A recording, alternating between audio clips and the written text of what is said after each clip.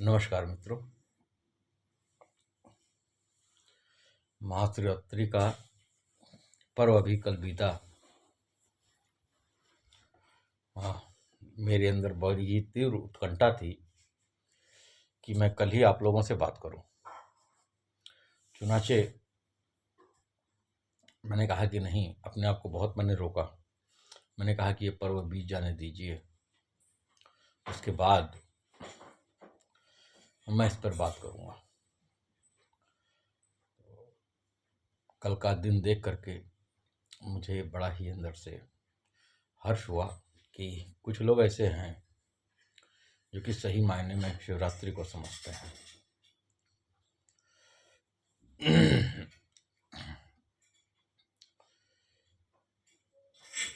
कल इस पर ना बोलने के लिए मैं इसलिए भी मौजूद था, इसलिए भी मैंने इस पर बात नहीं की, क्योंकि बात ऐसी है कि हमने हर त्यौहार को व्यवहार बना दिया। हमारा हर एक त्यौहार, भारत त्योहारों का देश है, और हर एक त्यौहार के पीछे जो है उसके कुछ छुपे हुए कारण हैं, कुछ उसके सूक्ष्म निहितार्थ हैं। यदि उन सूक्ष्म महत्वों का त्याग हमने कर दिया या हमारी दृष्टि उन पर नहीं गई, तो ये त्यौहार त्यौहार नहीं, सिर्फ और सिर्फ व्यवहार है कि हम किसी भी तरीके से एक मृत रिवाज को, एक मृत संस्कृति को बचा के रखें। हत्ता कि ये भी ज़रूरी है, हत्ता कि ये भी ज़रूरी है, ताकि कभी अगर पैटर्न बचा रहेगा तो रंग तो कभी भी चढ़ाया जा सकता है। कोई भी एक ज्ञानी पुरुष किसी भी फील्ड में उतरा, किसी भी क्षेत्र में उतरा, उसने उनके निहितार्थ को समझा दिया, उनकी समझ में आ गया, चलो त्यौहार जीवंत हो गया, और वो हमारे दिव्य जीवन के लिए एक मार्ग प्रशस्त कर देगा। तो ऐसा भी नहीं है कि इन त्योहारों को एकदम निग्लेक्ट कर दिया जाना चाहिए, लेकिन फिर भी मेरे को बड़ा ही दर्द महसूस हुआ। अगर ये चंद लोग मेरे चारों तरफ ना होते तो इन चंद लोगों के लिए ही मुझे ये प्रेरणा मिली कि कल मैं ना कुछ बोलूँ, आज मैं बोलूँ। इन 2 लोगों को छोड़ करके बाकी 98% लोगों को मैं बोल दूँ, ताकि वो कभी भी मेरी इस बात को सुने तो इस पर चिंतन करें। महाशिवरात्रि का पर्व जो है वो एक हमारे अंदर आमूल चूल परिवर्तन हो, ये उसका पर्व है। पहले तो इस पर्व को मनाया क्यों जाता है, हम इस पे थोड़ा सा एक समझ लें कि वास्तव में इस पर्व को मनाने के पीछे का कारण क्या रहा, इस पर्व को बनाने का पीछे के कारण क्या है। अमूमन मैं समझता हूँ कि लगभग 70 से 80% लोग इसको जानते होंगे कि एक्चुअली इसके पीछे का कारण क्या है। फिर भी चूंकि विषय महाशिवरात्रि के पर्व की मैंने की है, तो इस पर एक बार छोटी सी बातचीत कर लेना उचित है। आदिकाल में जब इस सृष्टि का निर्माण हुआ, ब्रह्मा और विष्णु दोनों में तकरार हुई कि कौन बड़ा, कि दोनों में से बड़ा कौन है और छोटा कौन है। तब एक ज्योतिर्मय लिंग जो है उनके मध्य प्रकट हुआ, और ये जो ज्योतिर्मय लिंग प्रकट हुआ, ये कृष्ण पक्ष की चतुर्दशी थी। वास्तव में ये जो लिंग है ये आत्म स्वरूप है, ये परमात्मा स्वरूप है, ये इस परमात्मा का तेज है। लिंग इसको इसलिए कहा जाता है, बहुत सारे लोग जो है बहुत तरह तरह के इसके मीनिंग्स को निकालते हैं। कुछ चंद संप्रदायों में ये भी प्रमाणित है, उस पर बात हम फिर कभी करेंगे। हालांकि जो मूल बात है वो मूल बात यह है कि अब हम जो है सृष्टि में न फंस करके उसके ऊपर की बात करेंगे, भौतिकता की नहीं, हम दिव्यता में प्रवेश करेंगे। तो शिवरात्रि का जो पर्व है वो भौतिकता से दिव्यता में प्रवेश करने के लिए है। हम इस चीज़ को समझें कि ये दिन जो है वो आत्मबोध के लिए है। ये रात्रि जो है आत्मबोध के लिए है, क्योंकि इसी रात्रि में उस परम पिता परमेश्वर ने श्री विष्णु जी को ब्रह्मा जी के अहंकार का हनन किया और उनको सन्मार्ग का रास्ता दिखाया। एक्चुअली ये जो लिंग प्रतीकात्मक है, लिंग प्रतीक है उस परमात्मा का, ये लिंग प्रतीक है उस परमात्मा का। इसके पीछे बाद में तो बहुत सारी कहानियाँ जुड़ गई, बहुत सारी कथाएं जुड़ गई, जो कि इसी समय पर हुई। हत्ता कि हिंदू समाज में हर कृष्ण पक्ष की चतुर्दशी को शिवरात्रि मनाई जाती है, परंतु ये शिवरात्रि जो अब मनाई गई ये बेहद ही महत्वपूर्ण है। और अगर मैं खगोलीय दृष्टि से देखूं तो इस दिन चंद्रमा सूर्य के बेहद निकट होता है, तो उसकी परावर्तित होकर के पड़ने वाली रश्मियां भी हमारे मन की तरंगों को शांत करती हैं। अमूमन पूरे साल भर ये मन जितना चंचल होता है उससे कई गुना ज़्यादा शांत अवस्था को इस विशेष दिन में प्राप्त होता है। तो साधक अगर इस शिवलिंग को समझ करके और सही तरीके से सही विधा के साथ अभ्यास करें तो आज का दिन उनके लिए बहुत ही ज़्यादा शुभ हो। एक चीज़ को और समझना बहुत ज़रूरी है कि महाशिवरात्रि के दिन एक्चुअली ये शंकर जी की उपासना नहीं है। शिव और शंकर में भेद है। अगर शिव का स्वरूप जानना है तो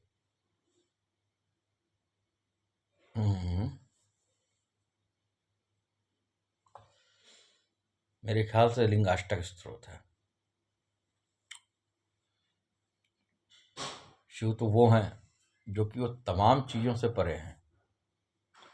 एक शून्यता में पूर्णता। जब कोई चीज़ 100% हो जाएगी तो स्वतः ही वो शून्य को प्राप्त कर लेगी,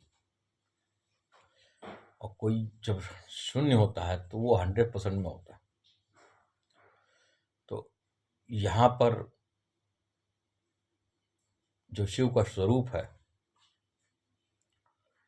वो शून्यवत है।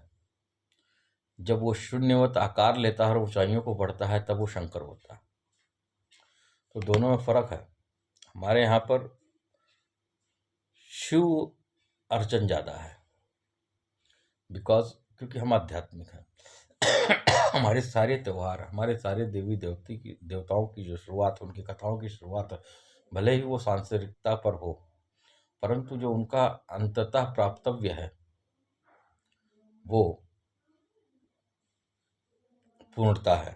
जैसे कि ईशावास्य उपनिषद कहता है कि वो पूर्ण है, पूर्ण से पूर्ण ही उत्पन्न होता है, और पूर्ण से जो उत्पन्न होता है वो भी पूर्ण होता है, और जो शेष बचता है वो भी पूर्ण होता है। तो एक्चुअली हमारी जो परिपाटी जाके अंत में मिलती है जो, वो इसी पूर्णता की द्योतक है। वो इसी पूर्णता से व्यक्ति को आइडेंटिफाइड करवाना चाहती है। तो यहाँ पर जो शिवरात्रि के शिव हैं वो शिव किसी भी प्रकार के कैद में नहीं है। ना वो श्वास है, ना वो आस है, ना दृष्टि है, ना वो प्राण वायु है ना। वो तमाम चीज़ों से परे हैं। जब ये शिव लीला करते हैं, अपने आप को संकुचित करते हैं और पूर्णता की प्राप्त की तरफ फिर अग्रसर होते हैं, ऊंची उड़ाई भरते हैं, तब वो शंकर है। हर एक प्रकार की कला का गिर जाना, हर एक प्रकार के गुणों का गिर जाना, हर एक प्रकार की लीलाओं का गिर जाना, शांत चित्त अवस्था, एक आत्मिक अवस्था, एक परमात्मिक अवस्था, परमानंदी अवस्था, जिसमें न देह है, न मन है, न चित्त है, न अहंकार है, न भूख है, न प्यास है, न शरीर है, न बंधन है, न ऊंचाई है, न नीचाई है, न कोई क्षितिज है, न धरती है, न धरा है, न पानी है, न पवन है, कुछ नहीं। शून्यता में संपूर्णता और संपूर्णता में शून्यता, ये शिव है। तो वास्तव में हम शिव की अर्चना किस ढंग से कर सकते हैं? आप समझिए कि अगर शिवार्चन हो रहा है तो जो इन सब में से कुछ नहीं है, तो तुम्हारी भौतिक चीजों से उसको क्या उद्देश्य? हाँ, आप शंकर का अर्चन करिए। इसलिए शंकर जी का भी अर्चन किया जा सकता है, ऐसा नहीं है। परम गुरु हैं वो, प्रथम गुरु हैं वो। उनका अर्चन कैसे? इसी दिन ही उन्होंने माँ पार्वती का वर्ण किया, इसी दिन ही। तो एक परिप्रेक्ष्य में शिवरात्रि का एक कारण ये भी है। तो हम और आप उस विधा को समझें जिस विधा से शिवत्व की उस अवस्था को पाया जा सके, उसका अनुभव किया जा सके। देखिए, आप में से बहुत सारे टीचर होंगे, बहुत सारे डॉक्टर होंगे। तो एक टीचर अपने बच्चों से अनुशासन चाहता तो है ही है, लेकिन अनुशासन के अलावा भी वो चाहता है उसका जो रिजल्ट हो वो 100% हो। अगर वो चीज़ सही है तो बच्चा कुछ भी कर रहा है, उससे कोई मतलब नहीं, कि जो उसकी असल चीज़ है उसने उसको पकड़ रखी है। हमारे गुरुजी कहा करते थे, ब्रह्मा विष्णु सदाशिव गुरु मूर्त धारी। ये सब गुरु मूर्त है। और मूर्त का मतलब कोई चेहरा नहीं है। शिवत्व तो परम तत्व है। उनका उसको उसको प्राप्त करना, उसका बोध करना ही जीवन का एक लक्ष्य है, एकमात्र लक्ष्य।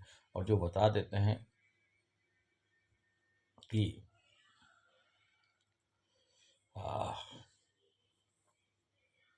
अर्धनारीश्वर के रूप में शिव जी को, ये भी गलत है थोड़ा सा। ठीक है, शिव जी से ही, मैं शिव की बात नहीं कर रहा, मैं शंकर जी की बात कर रहा हूँ। वहीं से ही जो है पुरुष और प्रकृति का स्पष्टीकरण हुआ, क्योंकि ये शिव को तो कोई मतलब ही नहीं है।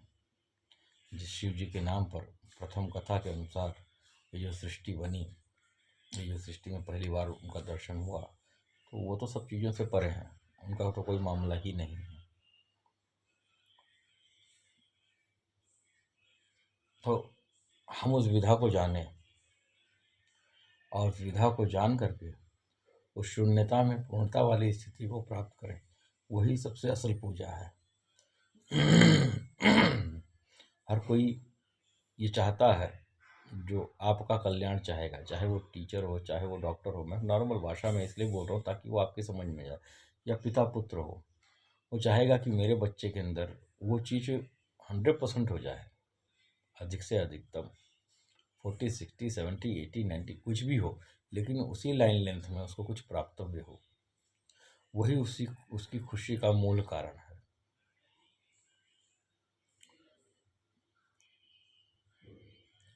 ये शिवरात्रि वास्तव में संसार के बंधनों के गिरने का समय है। अब इसमें भी तो बड़ी लीलाएं हो गई, इस अर्चन में भी बड़ी लीलाएं हो गई। कोई पंच परिवारों को पूज रहा है, कोई तरह तरह के अनुष्ठान करा रहा है, लेकिन जो अनुष्ठान मुख्यतया होनी चाहिए, जिस परमोच्च अवस्था को प्राप्त करने के लिए ये महाशिवरात्रि का पर्व है, वो तो रहा ही नहीं, वो तो रहा ही नहीं। और कई तो ऐसे मूढ़मती हैं जो कि उस लिंग यानी कि प्रतीक को शिशन मान लेते हैं कि ये पुरुष जननेंद्रिय है। तमाम तरीके के लोग हैं। हालांकि अगर मैं कौलाचार्यों के मतानुसार देखूं तो, या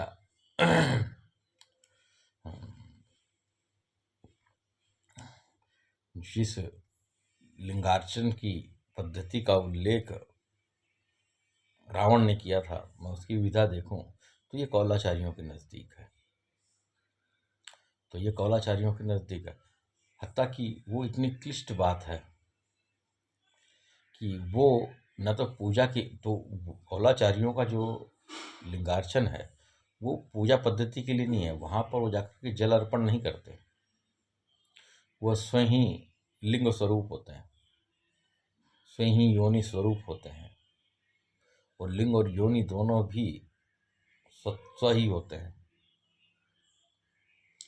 तो कुछ लोगों का लिंग को पुरुष जनेंद्रियों से जोड़ देना ये कतई गलत है। उनको ज्ञान नहीं। मैं हमेशा कहता हूँ कि लोगों को नुकसान अनपढ़ों से नहीं हुआ।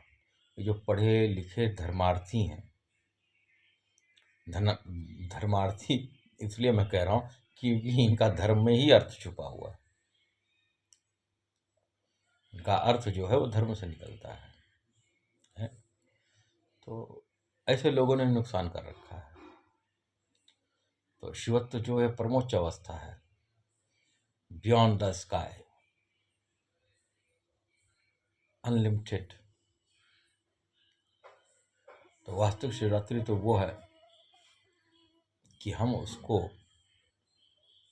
पाने का एहसास करें, उसको स्पर्श करने का प्रयास करें, वो ही शिवरात्रि है। और एक चीज़ हमेशा ध्यान रखिएगा, हमारे भारतीय दर्शन में जो प्रमुख ग्रंथ है वो वेद है। वेदों के बाद पुराण वगैरह हैं, श्रुति और स्मृति। दोनों में भिन्नता नहीं है, दोनों में कतई भिन्नता नहीं है। दोनों के समझाने के ढंग अलग अलग है, क्योंकि मनुष्य जो है विचित्र विचित्र तरीके के हैं, हर किसी की क्षमताएं भिन्न भिन्न हैं। तो सबके लिए यह ज्ञान उपलब्ध हो, इसलिए भारतीय दर्शन शास्त्र में ये दोनों विधाएं उपलब्ध हैं। चाहे हम वेदों को पकड़ करके उस परम मार्ग की तरफ अग्रसित हो जाएं, कहानी तो इसी है कि नहीं, अब इस पे नहीं, दिशा भ्रमित हो जाऊंगा मैं। पुराणों में समझाने का तरीका और वेदों में समझाने का तरीका थोड़ा सा भिन्न है। वेद आदेश देता है कि झूठ मत बोलो, लेकिन पुराण जो है उसको किसी भी कैरेक्टर की कहानी में उतार देगा, और उस कैरेक्टर की कहानी का जो प्राप्तव्य होगा वो ये होगा कि झूठ ना बोलने से आपको क्या क्या लाभ हो सकते हैं।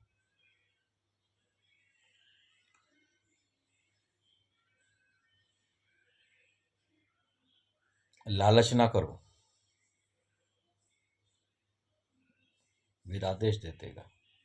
लेकिन कथाएं जो हैं उसको कहानियों से, किसी चरित्र से, किसी व्यक्ति के चरित्र से, उस कथानक से आपको समझाने का प्रयास करेंगे कि इनडायरेक्टली आपके मस्तिष्क में, आपके अंदर अंतःकरण में ये चीज़ फीडअप हो जाए कि लालच जो है बुरी है, हमें इसको त्याग करना चाहिए।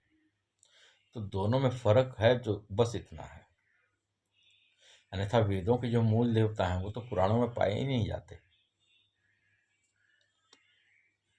वो तो पुराणों में है ही नहीं। और वेदों में जिन देवताओं का वर्णन है, चाहे मैं इंद्र की बात करूं, चाहे मैं अग्नि की बात करूं, चाहे मैं वरुण की बात करूं, चाहे मैं सोम की बात करूं, देवियों में चाहे पूषा की बात करूं, चाहे मैं देवियों में चाहे मैं पूषा की बात करूं, तो ये तमाम जो देवताओं का वर्णन है वो हम देखेंगे कि वो किसी अवतारी पुरुष के नहीं है, वो इस प्रकृति में निहित उसकी शक्तियों के हैं। और कहीं ना कहीं वेद भी इस बात को बाद में प्रमाणित करता है कि वो इंद्र जो है वही परब्रह्म है, वही परमात्मा है। कहीं वो कहता है कि अग्नि है वही परमात्मा है।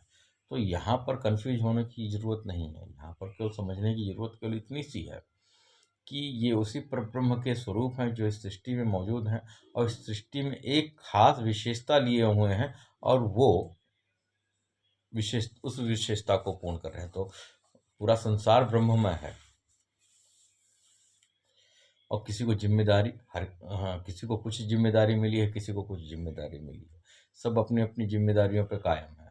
सब अपनी अपनी जिम्मेदारियों पर रुके हुए हैं। एक मनुष्य है ऐसा कि उसके पास भी एक जिम्मेदारी है कि वो उस परमात्मा की पहचान करे। वो अपनी जिम्मेदारी से विमुख है और इसी जिम्मेदारी को धर्म कहा गया। इस जिम्मेदारी को पूरा करने का जो तरीका है वो धर्म है। इसकी पूरा करने में जो चीज भी सहायक हो वो धर्म है। बहरहाल, तो जो शंकर की बात है वो शिव की लीला है। इस संसार में उस शिवत्व के प्राप्त करने के सफर का आइडेंटिफिकेशन है वो।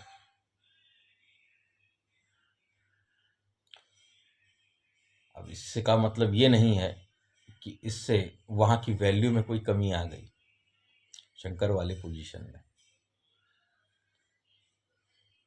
हाँ, लेकिन शिव दूसरे हैं और शंकर जी दूसरे हैं।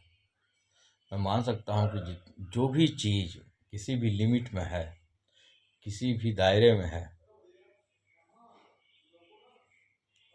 वो शंकर हैं जो कल्याण करेंगे।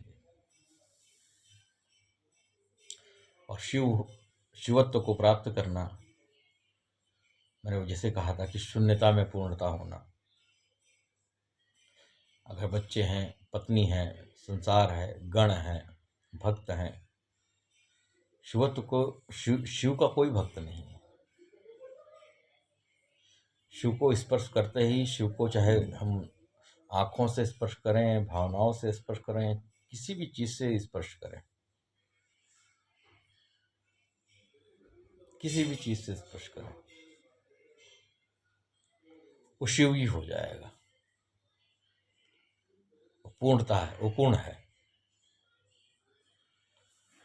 तो शिव की उपासना अलग है, शंकर जी की उपासना अलग है।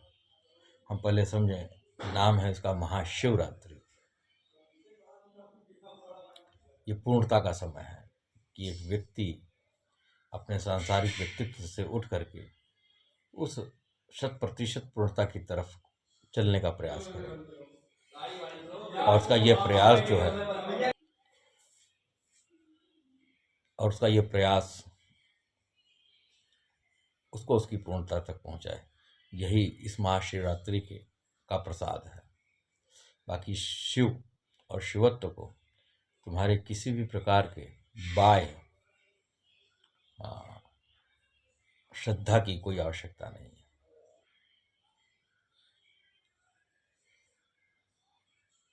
कबीर जी के राम अलग हैं, तुलसीदास बाबा जी के राम अलग हैं। तुलसीदास बाबा जी के राम अयोध्यापति राम हैं, परंतु कबीर जी के राम जो हैं वो शिव हैं। वो रामत्व हैं, वो शिवत्व हैं। तो दोनों के रामों में फर्क है, शिव और शंकर में फर्क है। इस फर्क को जान करके हम सही तरीके से आनंद के साथ में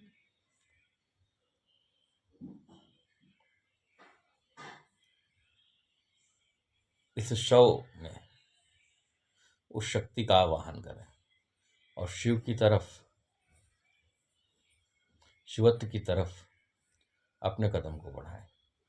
मैंने एक चीज़ अवश्य पाया है कि संसार में सारी चीज़ें, इस संसार में नहीं, मैं खास तौर पर संसार की बातें तो मेरे लिए कहना थोड़ा सा अनुचित है, लेकिन मैंने अधिकतम देखा है कि जितने भी शास्त्र हैं, किसी भी धर्म के हो, अंतर्गत्वा वो शिवत्व की प्राप्ति के लिए ही मनुष्य को अग्रेसित करते हैं। तो आप सबको महाशिवरात्रि की हार्दिक शुभकामनाएं।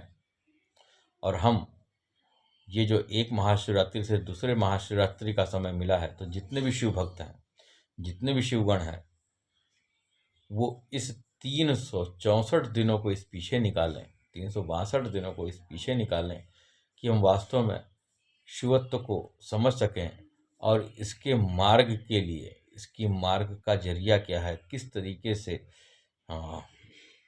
उस शून्यता में पूर्णता वाली स्थिति को स्पर्श किया जा सकता है, ताकि हम, अगर ईश्वर ने हमें जीवन दिया, तो अगली महाशिवरात्रि को हम सही तरीके से इस महापर्व का आनंद ले सकें। और जिन लोगों के पास मार्ग मिले वो उसका आनंद लें, और जिन लोगों के पास प्रश्न हो, वास्तव में जानना चाहते हैं, तो आए मेरे पास, मैसेज करें मेरे को, आइए नहीं, संपर्क करिए मेरे से। इशारा मैं दूंगा, फिर खोज आप करना। तो पुनः एक बार आप लोगों को मैं बधाई दूंगा कि एक आपने ऐसी धरा पर, ये ईश्वर की बड़ी असीम कृपा है कि आपने इस धरा पे जन्म लिया। बड़ी असीम कृपा है। जिस दिन आप वास्तव में सही तरीके से जीवन को समझ जाएंगे या समझने की कोशिश करेंगे, तो आप उस दिन गर्व महसूस करेंगे अपने आप से कि आप ऐसे क्षेत्र में आपका जन्म हुआ है जहाँ पर त्योहारों की भरमार है, जहाँ पर विधाओं की भरमार है, और जहाँ पर इस संसार से सबसे ज़्यादा दिव्य पुरुषों का आगमन हुआ। दिव्यता से यहाँ की माटी माटी खिल रही। आज का जो विषय था वो मैंने 2 ही 3 चीज़ों से उठाया कि हम वास्तव में महाशिवरात्रि के पर्व के पीछे का जो निहितार्थ है उसको समझें और उसके लिए प्रयास करें। और बाकी तो आप जो भी कर रहे हैं वो शुभ ही है, अशुभ कुछ नहीं है। लेकिन उसमें आप जो है आज भी संसार की ही जड़ को पोषित कर रहे हैं। अब इस सेंटेंस के, इस वाक्य पर कई लोगों का भेद हो सकता है, तो वो भी मुझसे संपर्क कर सकते हैं। कि कभी कभार ये होता है कि हम अपनी आस्था को इतना विकराल रूप दे देते हैं, बाह्य आडंबर को इतना विकराल रूप दे देते हैं कि उसके पीछे की जो शुभता है वो इतनी न्यून, इतनी क्षीण हो जाती है कि हम और आप उसकी कल्पना तक नहीं कर सकते। और सबसे बुरी बात, हम ये समझते हैं कि हम पूर्ण और पूर्णतर स्तर की तरफ जा रहे हैं। तो चिंतन के लिए 1 साल की आपको फिर से बधाई हो। आपको बधाई हो, आपने इस धरा पर जन्म लिया। और आपको बधाई हो कि ये त्योहारों का देश है और यहाँ पर महाशिवरात्रि जैसे पर्व हैं जो कि आपके सांसारिकता को शून्य करने के लिए आपको प्रेरणा देते हैं और पूर्णता की तरफ ले जाने में आपके सहायक होते हैं। तो आप सबका भी दिन शुभ हो। धन्यवाद।